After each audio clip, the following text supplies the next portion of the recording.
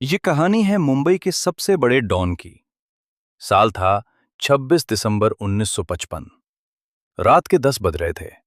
मुंबई के डोंगरी इलाके की एक संकरी गली, टेमकर मोहल्ला। वहां की दीवारें सीलन से भीगी हुई थीं। गली में एक छोटा सा मकान। उस मकान में रहता था एक पुलिस कांस्टेबल। उसका नाम था इब्राहिम कास्कर। उस रात उसके घर में एक बच्चे की पहली किलकारी गूंजी। बाहर समुद्र की खारी हवा चल रही थी। अंदर एक मां की आंखों में खुशी के आंसू थे। पिता इब्राहिम कास्कर ने अपने नवजात बेटे को गोद में उठाया। उसने बच्चे का नाम रखा दाऊद। उस रात डोंगरी की तंग गलियों को क्या पता था कि जो बच्चा अभी रो रहा है वो एक दिन पूरे देश को रुलाएगा। उस रात किसी ने नहीं सोचा था कि एक पुलिस कांस्टेबल का ये बेटा भारत के इतिहास का सबसे बड़ा आतंकवादी बनेगा। 1960 का दशक। डोंगरी बंबई के सीने पर एक ऐसा घाव था। ये इलाका जहां गरीबी और अपराध एक ही चादर ओढ़कर सोते थे। यहां के लोग सपने देखते थे, लेकिन ज्यादातर सपने यहीं की गलियों में मर जाते थे। इब्राहिम कास्कर का परिवार इसी मोहल्ले में रहता था।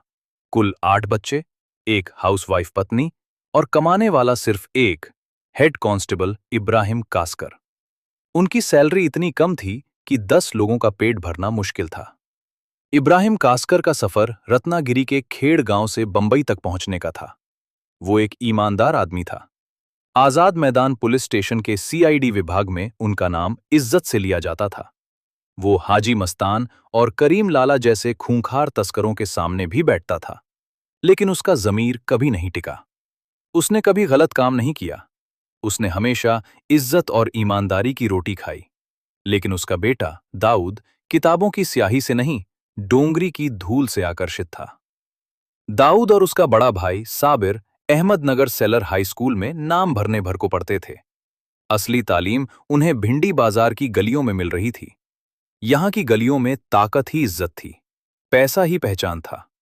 यहां कोई पूछता नहीं था कि तुम कौन हो। यहां पूछा जाता था, तुम कितना मार सकते हो। दाऊद ने सिर्फ 14 साल की उम्र में अपनी पहली वारदात की। सड़क पर पैसे गिनते एक आदमी के हाथ से नकदी छीनी और भाग निकला। इतनी छोटी उम्र में पहली चोरी। उसे लगा कि ये बहुत आसान है। पकड़ा नहीं गया तो और हौसला बढ़ गया। लेकिन एक दिन ये खबर उसके पिता इब्राहिम कास्कर तक पहुंची। जब पिता को पता चला कि उनका बेटा चोरी कर रहा है तो उनका खून खौल उठा। इब्राहिम कास्कर ने वर्दी की इज्जत के नाम पर अपने बेटे को सबक सिखाने का फैसला किया। उसने चमड़े की बेल्ट उठाई, एक के बाद एक वार किए। एक एक कर बेल्ट गिरती रही। दाऊद की पीठ पर नीले निशान बनने लगे। फिर खून रिसने लगा। मां रो रही थी, लेकिन पिता नहीं रुका। उसने तब तक पीटा जब तक उसकी बाहें नहीं थक गईं। इब्राहिम कास्कर सोच रहा था कि इस मार से उसका बेटा सुधर जाएगा, लेकिन इस मार ने दाऊद में सुधार नहीं लाया। इसने उसके अंदर एक खामोश विद्रोह की आग सुलगा दी। एक ऐसी आग जो आगे चलकर पूरे देश को जलाने वाली थी। उस रात दाऊद ने जो आंखें खोली, उनमें डर नहीं था, नफरत थी, गुस्सा था। पिता के प्रति नहीं, बल्कि उस सिस्टम के प्रति जिसने उसे गरीब बना दिया था। धीरे धीरे दाऊद की मंडली बढ़ती गई। उसके साथ उसके भाई साबिर और मोहल्ले के दूसरे लड़के भी जुड़ गए। पिता तंग आ चुके थे। एक दिन इब्राहिम कास्कर ने खुद हाजी मस्तान से गुजारिश की, मस्तान भाई, मेरे बिगड़े हुए बेटों को कोई काम दिला दो। हाजी मस्तान उस वक्त बंबई के अंडरवर्ल्ड के सबसे बड़े नामों में से एक था। उसके कहने पर दाऊद और साबिर ने मनीष मार्केट की एक दुकान में काम करना शुरू किया। लेकिन ईमानदारी का पसीना उन्हें रास नहीं आया। सुबह से शाम तक दुकान पर खड़े रहना, गिने चुने पैसे कमाना, ये उनकी फितरत में नहीं था। कुछ ही हफ्तों में वे वापस गलियों में थे। जेब कतरी, छिनतई, हफ्ता वसूली, यही उनका असली स्कूल था। यही उनकी असली पढ़ाई थी। जिस पिता की वर्दी शहर के कानून की हिफाजत करती थी, उसी की छत के नीचे कानून का सबसे बड़ा भक्षक पल रहा था। उस समय बंबई का अंडरवर्ल्ड 3 बड़े स्तंभों पर टिका था। सबसे ऊपर था हाजी मस्तान, सफेद कपड़े, सफेद मर्सिडीज और राजनेताओं से सीधा नाता। वो अंडरवर्ल्ड का वही व्यक्ति था जिसे कोई पकड़ नहीं सकता था। दूसरा था यूसुफ पटेल, कांडला बंदरगाह का अघोषित बादशाह, जिसके इशारे पर बंदरगाहों से सोना और विदेशी माल आता जाता था।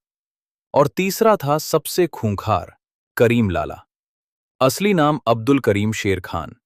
वो अफगानिस्तान के कुनार प्रांत से 1920 के दशक में भारत आया था। उसका पठान गैंग जुआ, शराब, हफ्ता वसूली और सुपारी किलिंग का काम करता था। उसी समय भारत सरकार ने सोने पर 400% का सीमा शुल्क लगा दिया था।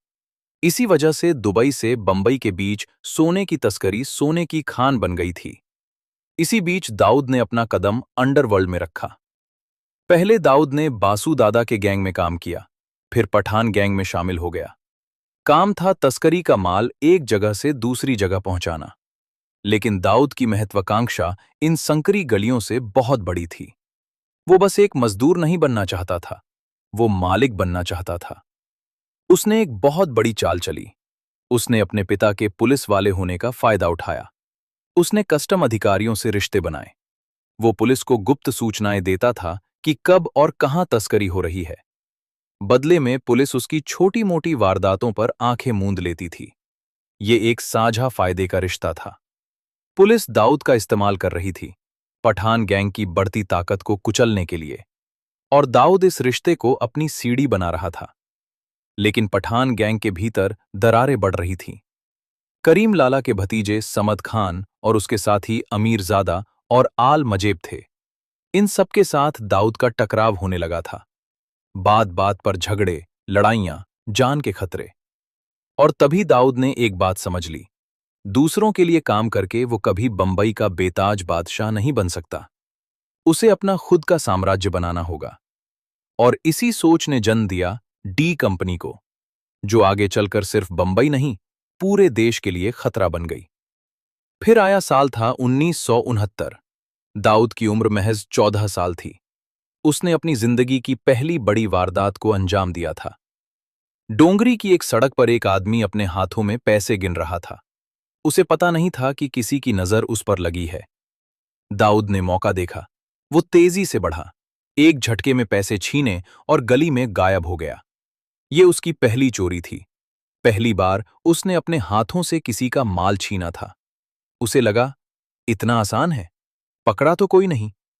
अगली बार और हिम्मत बढ़ गई। लेकिन डोंगरी छोटी जगह थी।